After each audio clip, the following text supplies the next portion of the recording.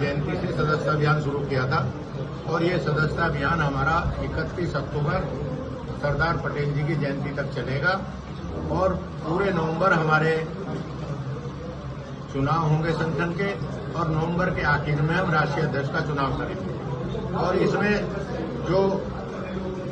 जो 20 मेंबर बनाएगा वो क्रियाशील सदस्य होगा और उसी को संगठन के चुनाव में भागीदारी मिलेगी और वही पदाधिकारी होगा। ये हम लोगों ने तय किया और इसमें हम 14 राज्यों में हमारा सदस्यता अभियान चल रहा है। हमारा 14 राज्यों में हमारा संगठन बन चुका है, बाकी हम और फैला रहे हैं। और लोकदल चूंकि राष्ट्रीय लेवल की पार्टी है, पहले भी चौधरी चरण सिंह जी ने इसको बड़ा विस्तार दिया था। वो प्रधानमंत्री रहे इस देश के, पूरे देश के किसानों में उनकी पहचान और उनका नाम है।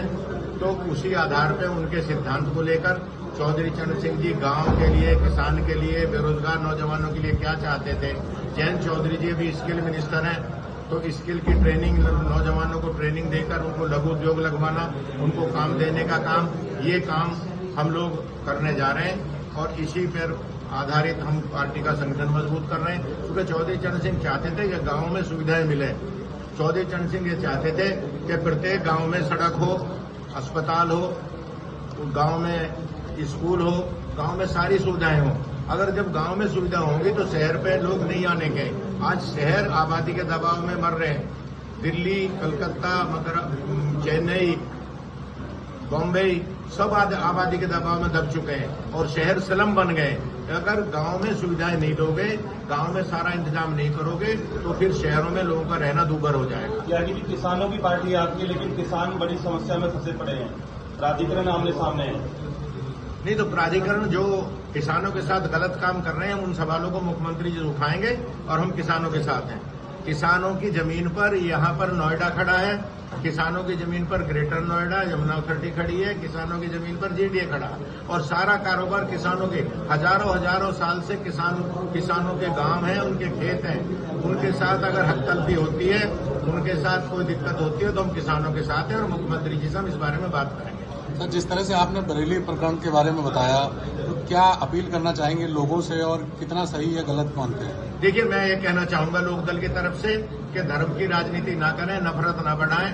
जो कारोबार कर रहा है वो किसी भी धर्म का, उसका सम्मान करें और इस देश सबका है। जब देश आजाद हुआ तो इसमें सबने कुर्बानी दी, किसी ने जाति नहीं देखी, धर्म नहीं देखा।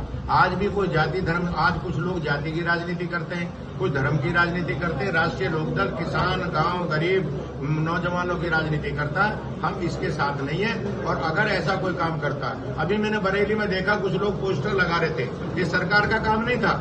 ये कुछ लोग अपने को चमकाने के लिए, फोटो दिखाने के लिए लिख रहे मैं हिंदू हूं। अरे हिंदू तो हम है ही, कोई मुसलमान है तो मुसलमान है। अपने धर्म का सम्मान करो, दूसरे का अपमान करने का आपको क्या अधिकार है?